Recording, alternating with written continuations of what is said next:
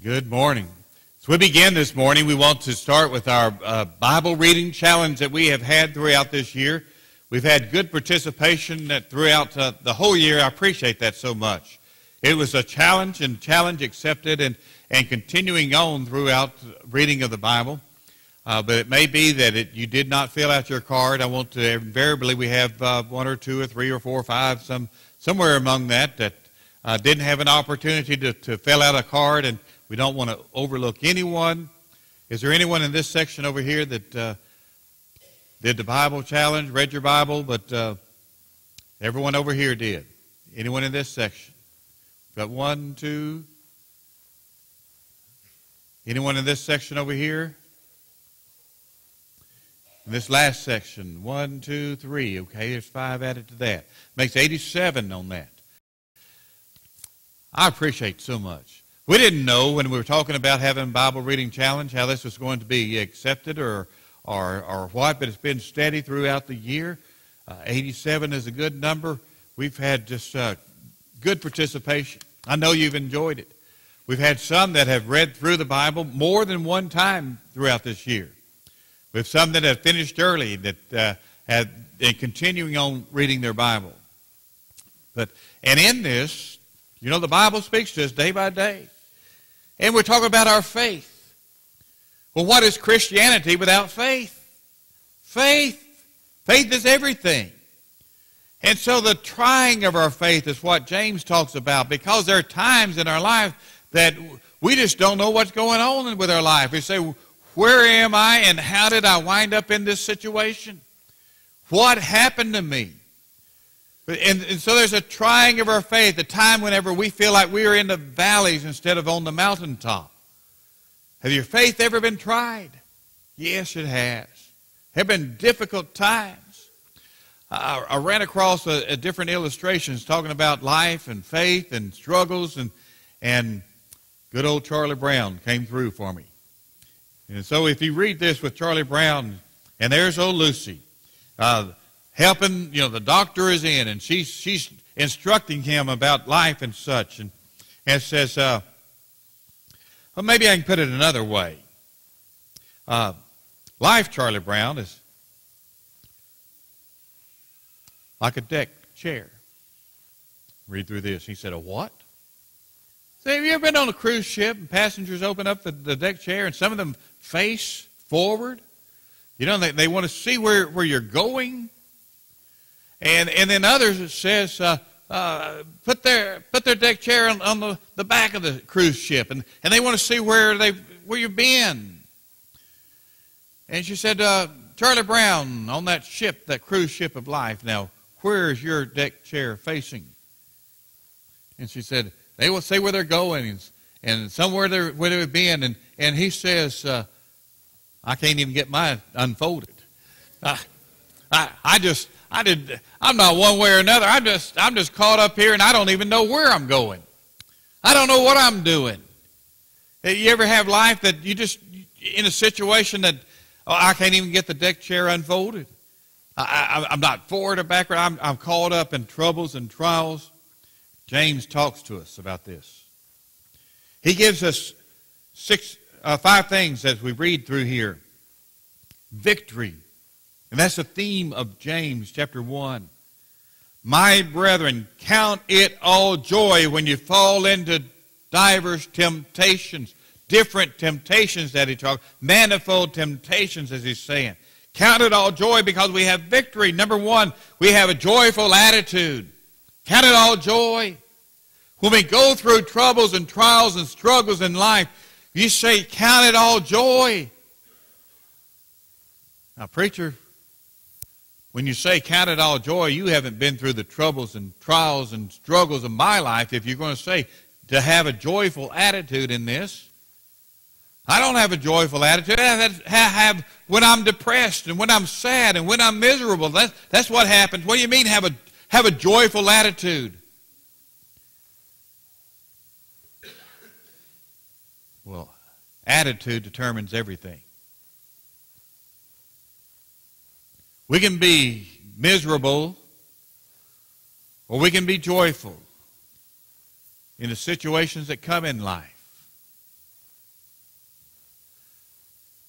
I always remember as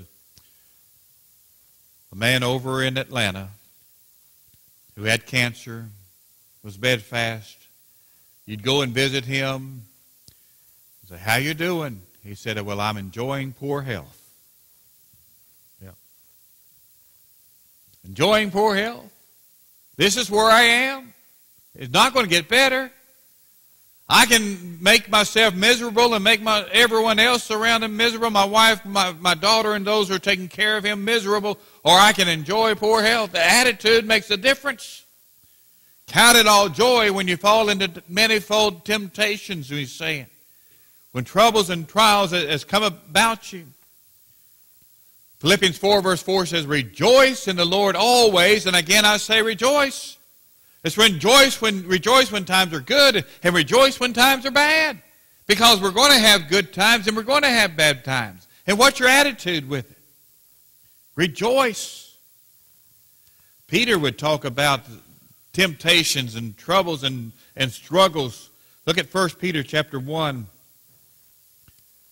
Beginning in verse 3, I'm going to read just a few verses. Blessed be the God and Father of our Lord Jesus Christ, who according to his abundant mercy has begotten us again into a living hope by the resurrection of Jesus Christ from the dead, to an inheritance incorruptible, undefiled, that fadeth not away, reserved in heaven for you who are kept by the power of God through the faith unto salvation, ready to be revealed in his last time, wherein you greatly rejoice. Why do we rejoice? Because we know what's coming. We don't rejoice because of what we're going through. We rejoice because we know what's coming. Wherein you greatly rejoice. Look at verse 7, 1 Peter chapter 1. That the trial of your faith, being much more precious than gold that perisheth, though it be tried with fire, might be found unto the praise and honor and glory at the appearing of Jesus Christ.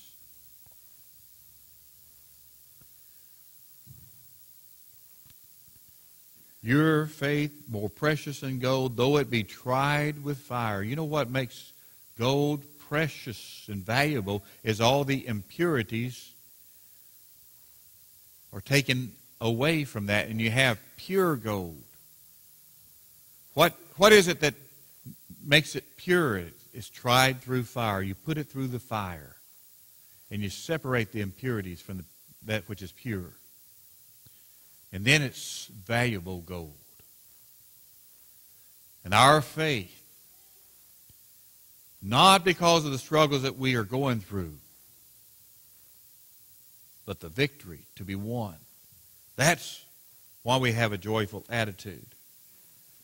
Not only do we have a joyful attitude, but he said in verse 3, knowing this, that the trying of your faith worketh patience. We have a perceptive mind, an understanding mind, we may say. It's looking around and understanding that some things about these temptations and trials that we're going through in life, they are here. It's like looking at a yarn that several colors of yarn placed together, and some of you ladies are so good at this, taking that yarn and weaving it together, crocheting it, and making something beautiful out of it, useful out of it. You can see more than just a string of yarn. You have an understanding that this can be made into something which can be useful, wonderful. It's an understanding of that perception of mind. Knowing this, the trying of your faith worketh patience. You're looking at the end product. You're not looking at that one piece of yarn. You're not just looking at the situation that you're going through right now. You're looking at how this can be woven together in your life and be used to make something wonderful. A vessel of God. And so many times we get caught up on the here and now and saying, I just don't know if I can make it through this struggle that I'm going through. We're in football season. You know, about the fourth quarter, those football players are saying, I just don't know if I can make it. I'm tired. Want to give up. In just a little while, though, if they remain steadfast, if they continue on, if they persevere through this last time of getting tired, and they win the victory and they say, oh, it's all worth it. I don't remember that I was tired. I don't remember the pain that I went through. I just remember the victory, and they'll talk about that the rest of their lives, won't they? Remember when we won that game? Remember when we overcame adversity? Remember. Count it all joy. Knowing this, the trying of your faith worketh patience. An understanding of that. Understanding the here and now is not the journey. You take a journey with little kids. We took our girls to Florida. We left Texarkana. About 20 miles out, they said, are we there yet? We say, no, we're not there yet. Well, how much longer? 20 minutes later, they say, are we there yet? Right? Is that, am I the only one that ever happened to? Yeah, no. No. Everyone, they don't understand the destination. They don't understand that right, all they're living for is right now. Are we there yet? I want to be there right now. Well, we're not there. Heaven's our home, and heaven's our destination, and we're on the journey. And we have to have patience on that journey. We're not there yet. We have to have understanding that this journey, you know, we look forward to that vacation time. We look forward to that great time, and we're going to have a great time in Florida. We're going on vacation. Everything's going to be wonderful. Same way in heaven. It's a beautiful, wonderful place. Cannot describe heaven and what it's like, but we're not there yet. We need a perceptive, understanding mind. We're on a journey. There's ups and downs in our journeys. But this journey does not stay here upon this earth. We're looking for that wonderful place we call home. Perceptive mind. And then having an understanding, a surrendered will. Not my will, but thine be done, Jesus would say. You know what helps us understand troubles and trials of this life is understanding the will of God. It's not my will, what I want in life. Boy, if I was in charge, everything would be wonderful and great. If I was in charge, right? Well, no, it doesn't work out that way. God in His infinite wisdom has made all things just right for us as we travel this journey. We have good and we have bad. We have troubles and we have trials. We have times of rejoicing. We have times of sorrow. But understand His will. Let patience have her perfect work, that you may be perfect and entire, wanting nothing. It's not that we are perfect, sinless, like that. Perfect means complete. Complete, whole, fit together. It's putting together pieces of a puzzle, and when you have every piece of the puzzle put together, you have a perfect puzzle. Every piece in its place. And it all fit together there. And we are, in our life's journey, putting together the pieces of the puzzle of life. And we're not perfect yet, but we're getting there. We're growing. We're maturing. The word perfect in Hebrews chapter 5, verse 14 is used as full age. When he says strong meat belongs to them who are of full age, the word is perfect, complete. Same word is used, perfect, that you may be perfect and entire, wanting nothing. It means we are of full age. The older we get, the more mature we get, hopefully. And we get a better understanding of life. And we become perfect because we become mature, of full age. He said in 1 Corinthians chapter 14, verse 20, he said that be not children in understanding, in malice be children, but in understanding be men. He translated in 1 Corinthians 14, verse 20 as men, but the same word is translated here as perfect. And so being of full age, being grown men, he's saying, is the same word as perfect. That you may be mature in your understanding, he's saying. Not my will, but thine be done. Lord, I put my life in your hands, not mine. Lord, the troubles and trials I may not understand, but I know this. Lord, you're in control and I'm not. And that's fine with me. A surrendered will to know that God's way is the best way. And then a believing heart. If any of you lack wisdom, and we do lack wisdom. We're getting there. We're growing in our understanding, growing in our maturity, growing in our wisdom. Isn't it wonderful that it says, if any of you lack wisdom, let him ask of God to give it to all men liberally and upbraid it not, and it shall be given to him. God doesn't give grudgingly. He gives liberally, willingly. He wants to be ready. He's ready for you to ask. If any of you ask wisdom, God is ready to bestow it there. Believe that. And if any of you ask, let him ask in faith, nothing wavering. For he that wavereth is like a wave of the sea, driven and the wind tossed. Let not that man think he shall receive anything of the Lord. A double-minded man. Don't be, well, I'm going to ask for God's help, but I really don't think he's going to give it to me. I really don't think he has time for me. That's not believing.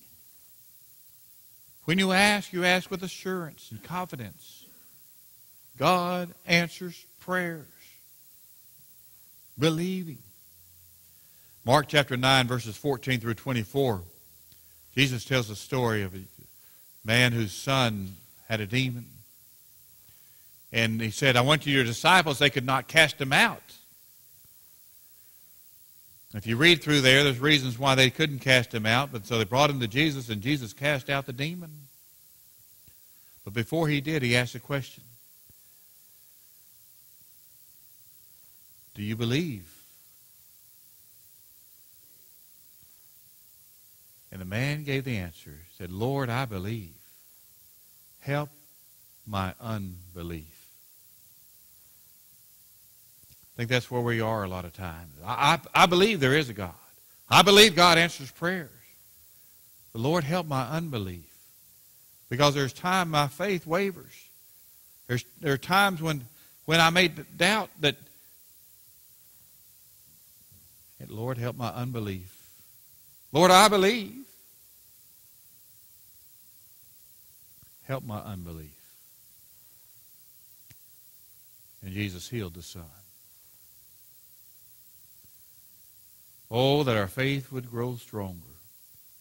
Oh, that we would face our troubles and trials with joy because we have that attitude. We have a surrendered will. We have a believing heart. And then we have an humble spirit. Look in verses 9 through 11. Let the brother of low degree rejoice in that he is exalted, but the rich in that he is made low, because as the flower of the grass he shall pass away.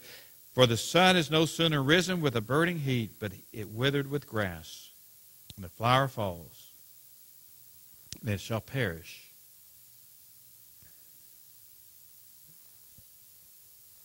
An humble spirit. That's all he talks about. In Philippians chapter 2, verses 3 and 4,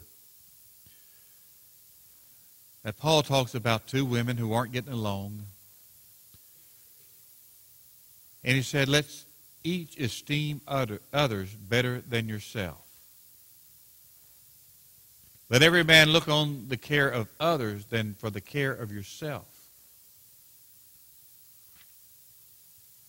Have that humble attitude. Let this mind be in you, which was also in Christ Jesus, that he took upon himself the form of a servant, a bondservant, it says. He gave up everything. He emptied himself for you, for me. He humbled himself. And when we humble ourselves and when we are not self-centered and when we focus on others, our struggles, our temptations, our trials are easier to bear. Humble yourself. James said, humble yourselves in the sight of the Lord. He will lift you up. So I don't know. In the cruise ship of life, I don't know if your chair is facing the front and you're looking forward. I don't know if you're on the back deck and you're looking where you've been, or if you just can't even get that chair unfolded. But I know God knows where you are. God knows your struggles. God is ready to help. We're ready to help too. That's why we're family. And that's why we come together. I don't know if it's a financial struggle, a physical struggle, a spiritual struggle, some other struggle that you have. I know we come through and we come in and we greet one another, we smile and we say, well, how you doing? I'm doing fine. And everything's wonderful. You think you're the only one having trouble here because everybody else is smiling and wonderful and they're not going through any struggles. And you say, I don't understand it because I am. And how is it that I'm the only one? And no, you're not the only one. And if we can help, if we can lift you up, if we can arm in arm, that's what we're here together. Lift up those who have fallen. If we can help you and encourage you, walk this walk of life. If we can strengthen you in any way, if we can pray with you, for you, if we can help you through this time, that's what we're here for. Maybe as a congregation, maybe publicly you want to come forward and say, I need prayers for forgiveness or prayers for strength. Or maybe just privately. You just want to go to one of your friends here or one of the elders here and say, I'm facing a struggle. I don't know if I can get through it. Will you help me? James says we go through struggles. James says we go through struggles. They don't last. Although one day may seem like an eternity, they don't last. We will overcome. If we can help you and encourage you, why don't you come right now while we stand and while we sing.